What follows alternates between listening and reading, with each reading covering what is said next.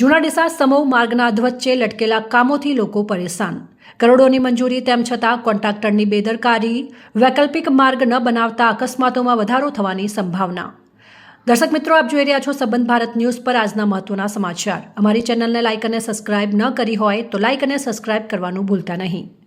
ડીસા તાલુકાનો જૂના ડીસાથી સમૂહ સુધીનો માર્ગ લાંબા સમયથી ખરાબ હાલતમાં હતો। રાજ્ય સરકારે કરોડો રૂપિયાનો ખર્ચ મંજૂર કરી રોડના નવીનીકરણનું કામ શરૂ કર્યું હતું, પરંતુ કોન્ટ્રાક્ટરે કોઈપણ વૈકલ્પિક માર્ગ તૈયાર કર્યા વિના મુખ્ય માર્ગ ખોદી નાખ્યો। પરિણામે હાલ કામ અધવચ્ચે અટકી જતા વાહન ચાલકો, વિદ્યાર્થીઓ, ખેડૂતો અને સ્થાનિકોમાં ભારે નારાજગી વ્યાપી છે। અધવચ્ચે લટકેલા કામોથી રસ્તો ખખડધજ થતાં વરસાદ પડતાની સાથે રોડ પર વરસાદી પાણી ભરાયા હતા અને પાણી સુકાઈ જવાથી હવે ધૂળ ઉડે છે। ત્યારે શાળામાં નાના મોટા બાળકો અભ્યાસ કરવા જૂના ડીસા ચાલતા કે સાયકલ લઈને જતા હોય છે, ત્યારે ઉડતી ધૂળથી અને વરસાદી પાણીના કારણે મુશ્કેલીઓ ભોગવવી પડી રહી છે।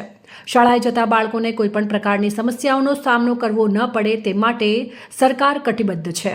સરકાર તરફથી કોન્ટ્રાક્ટરને કામ આપવામાં આવ્યો છે, તેમ છતાં કોન્ટ્રાક્ટરનું કામ ગોકુળ ગતિએ ચાલતા લોકોને મુશ્કેલીઓ ભોગવવી પડી રહી છે।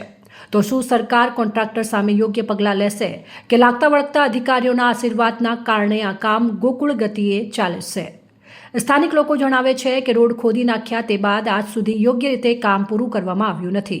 ચોમાસાની શરૂઆતમાં જ રસ્તો ખોદી દેવામાં આવતા કાદવ, કીચડ અને ખાડા અને પાણી ભરાયેલા માર્ગે મુસાફરોને દરરોજ જોખમ ભોગવવું પડે છે।